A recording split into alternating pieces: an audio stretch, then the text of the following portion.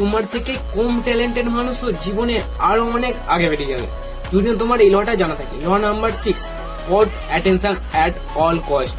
2 মিনিটের জন্য ধরে নাও তুমি একজন স্টার্টআপ ফাউন্ডার, কিন্তু তোমার প্রোডাক্টের ব্যাপারে কেউ কিছু জানেই না। তুমি তোমাকে নিজের একটা করে বন্ধ করে বেস্ট কোয়ালিটি প্রোডাক্ট বানাচ্ছ, কিন্তু ওখানে যে তোমার কম্পিটিটররা আছে তারা তোমার থেকেও খারাপ প্রোডাক্ট বানাচ্ছে, কিন্তু তাদের প্রোডাক্ট মানুষদের কাছে বেশি বেশি করে প্রমোট করছে। আমায় বলো এর ফলে কি হবে?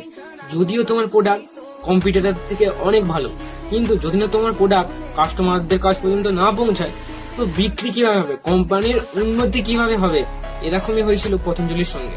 এর আগেও এদের প্রোডাক্ট প্রতিটা মেডিকেল স্টোরে কোথাও না কোথাও সাজানো থাকতো, কিন্তু যখনই এরা টিভিতে বা নিউজ চ্যানেলে প্রতিটা জায়গায় প্রমোশন করতে শুরু করলো ততই লোকেরা এর সম্বন্ধে আরো বেশি জানতে পারলো।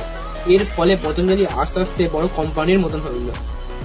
তো সবসময় মনে রাখবে, পাবলিসিটি ছাড়া বেস্ট কোয়ালিটি প্রোডাক্টও ফেল হয়ে যেতে পারে।